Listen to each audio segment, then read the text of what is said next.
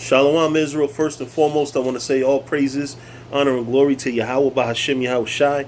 Double honors to the apostles and the elders of Great Millstone. Salutations to you brothers throughout the four corners of the earth, teaching the truth and righteousness and sincerity to you Israelite foreigners. Come back home to the truth. To those that passed away serving the Lord, the dead in Yahweh Shai shall arise first. All right, I want to do this video to, well, first off, like one thing that people got to understand is the importance of history. Right now, it's not as important as prophecy. You know, you have to go into prophecy is more important, but history is important too, because through history we could teach. You know, we could teach people. One thing that people in the world can't deny is history. All right, they could go in and disagree with interpretation and this book's been written and all that, which that could even be cut too, but one thing that even they can't really contest is history. All right, these guys that believe in the so-called Hispanics are not part of the 12 tribes of Israel. We don't believe in the 12 tribes chart. You know what I'm saying? We have proof that is historical in nature and refutes it. All right, so this sit down in particular is about this book right here, written in 1836. Okay, so this book was out before any of the modern Hebrew Israelite camps have been out. So you can talk about how we make up shit and all that, but you can't refute history, right? This is a Kessinger Legacy reprints. This is a book that's been reprinted.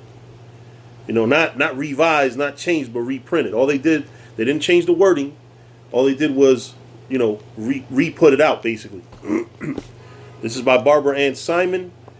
And the book is actually entitled, I didn't read the title, The 10 Tribes of Israel Historically Identified with the Aborigines of the Western Hemisphere.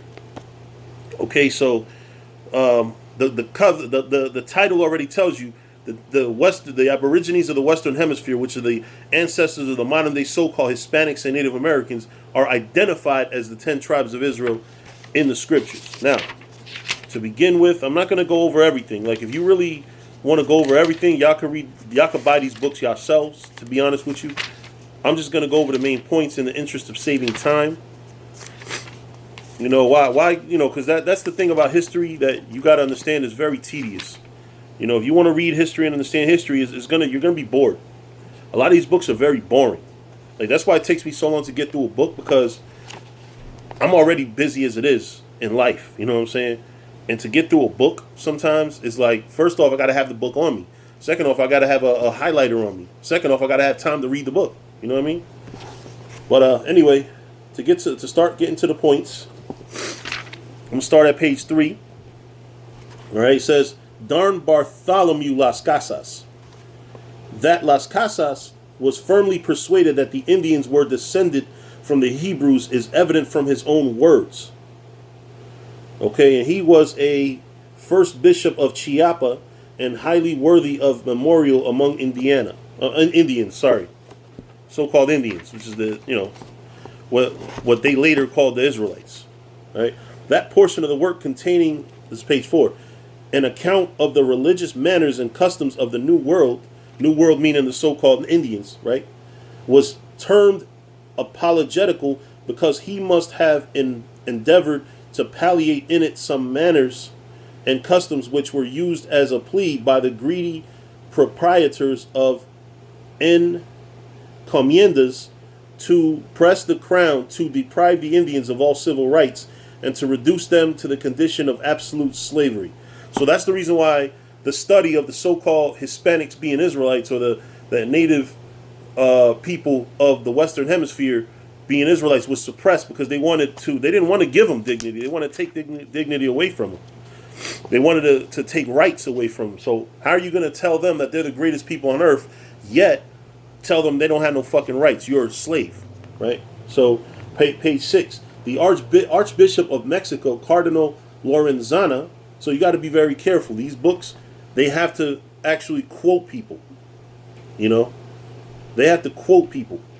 They have to tell you where they got their information from, right? So it says, afterwards, Archbishop of Toledo, who published an edition of Cortez's letters in Mexico in the year 1770, would have derived some instruction from the perusal of the history of Sahagun, and certainly would not have assumed it as an undeniable fact that America had never been colonized from the Northwest. Neither would he have put a different construction on that passage of the speech of Montezuma to Cortez, where he declares his ancestors were from the East, than the words of the monarch fairly admit.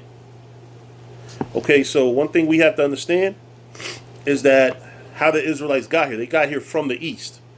They didn't come from the Northwest, because the Northwest would imply the legend about Chinese people walking through the Bering Strait or walking across the Bering Strait.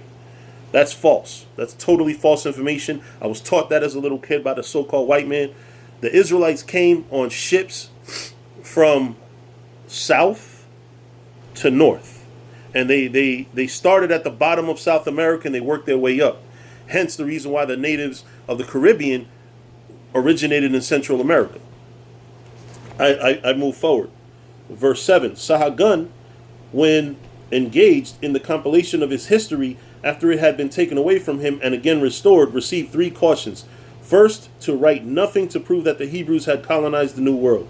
So they were trying to suppress the history. Secondly, to be guarded in what he said of the devils having imitated God in taking himself a chosen people in the New World and counterfeiting the rites and ceremonies of the Jews. And thirdly, not to advance the hypothesis that Christianity had ever been proclaimed to the Indians, or to treat too largely on the history of Quetzalcoatl.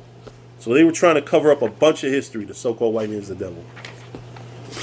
All right, page 12. Garcia, in his famous treatise on the origin of the Indians, says on the 232nd page, introduction to the 3rd book, many have supposed, and the Spaniards generally who reside in the Indies believe, that the Indians proceed from the 10 tribes who were lost in the time of Salmanassar, king of Assyria, of whom Rabbi Shimon Sugati, who is named Cinca by Bartolosia, says nothing is certain, nor is it known where they dwell. This opinion is grounded on the disposition, nature, and customs of the Indians, which they found very similar to those of the Hebrews. And although some learned men are uninclined to assert to such a belief, I nevertheless have bestowed great diligence upon the verification of this truth. Okay, so basically this book was written in 1836. By then, the Apocrypha was separated from from what they now recognize as the Bible. So they're still quoting the Apocrypha, though. You know, and that's not to say when this Garcia was alive. All right, so moving on. Verse 13. Let's see.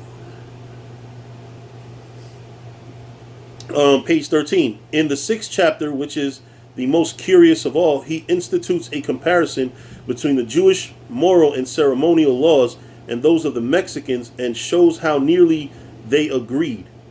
So the ceremonial laws between the so-called Mexicans and the so-called and the real Jews were similar. In the 7th, he compares the Hebrew language with that of the Indian idioms, and in the 8th, he replies to some objections of Acosta. All right, reading on. The Peruvians, when first discovered by the Spaniards, had attained a high degree of civilization, and it would appear from a passage of Gomara's History of the Indies that the Spaniards were... He's quoting history. He's quoting previous authors. History of the Indies, that the Spaniards were struck with the resemblance of some of the tribes of India, which is really the tribes of America, to the Jews. They are all very like Jews in appearance and voice, for they have large noses. Now, here's where they play games. The Judites have large noses, but they're broad. All right? The so-called Jews, they have large noses, but they're long, like pointy hooks. For they have large noses and speak through the throat. So they do play with history here, too, you know. You got to be very wary of that shit.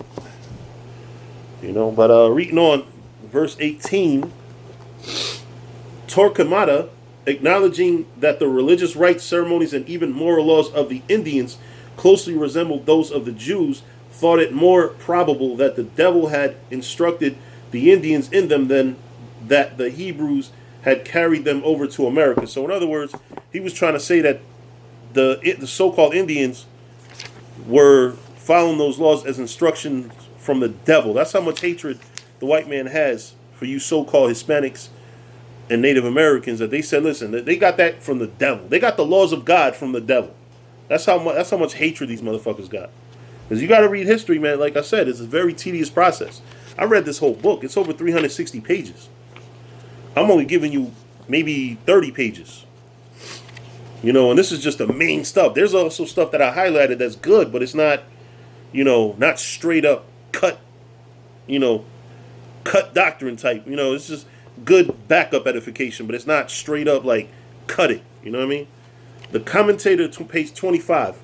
The commentator on the Mexican antiquities observes the first reason for concluding that the Indian tribes to be of Hebrew descent is in their belief in the symbolical purification of water that the inhabitants of Yucatan gave to water, with which they baptized their children, the title of the water of regeneration. The Indians of Yucatan invoked him whom they believed to be the living and true power, of whom they made no graven image. They made no graven image. And this is Issachar. Most of this book deals with Issachar. The second reason for believing that the religion of the Indians was Judaism is that they used circumcision. Now it's funny because now the so-called Hispanics are taught that not to circumcise. So that means that we must have learned that from the Spaniards. Third, that they expected a Messiah. The fourth, that many words connected with the celebration of their religious rites were obviously of Hebrew extraction. Fifth, that Las Casas, the bishop of Chiapa, who had the best means of verifying the fact, was of this opinion. So the fact that somebody that was very close to the Native Americans verified that all these things that are being brought out, that the similarities between the so-called Mexican Indians and the Israelites, that the Jews themselves, including some of the most eminent rabbis such as Manasseh ben Israel, who's the one who wrote Indians Are Jews, by the way, and Montesinos, maintained it both by verbal statement and in writing. So very prominent rabbis noted the similarities between the natives of the Western Hemisphere, which is the ancestors of the so-called Hispanics and Native Americans, had similarities to the Jews and Israelites, right? Reading on. The eighth, I skip a few because it's too much. Some of the stuff ain't really that, definite. The eighth is the resemblance which many ceremonies and rites of the Indians bear to those of the Jews. The ninth is the similitude which existed between the Indians and Hebrew moral laws. The 10th is the knowledge with which the Mexicans and Peruvian traditions supplied that the Indians possessed the history contained in the Pentateuch. The Indians contained the history. The Indians possessed the history contained in the Pentateuch. 12th is the famous migration from Aslan or Asia. So they knew that they came from Asia, because the Middle East is considered Asia. The 13th, the traces of Jewish history, traditions, laws, customs, manners, which are found in the Mexican paintings. So the Mexicans had paintings of their ancestors observing Israelite customs. 14th, the frequency of sacrifice among the Indians and the religious consecration of the blood and fat of the victims. 15th, the style of the architecture of their temples. 16th, the fringes which the Mexicans wore fastened to their garments, which you see this garment have fringes on, right? But I'm gonna clip it right now. I'm gonna begin with part 2, just so each part isn't too long. Hold on.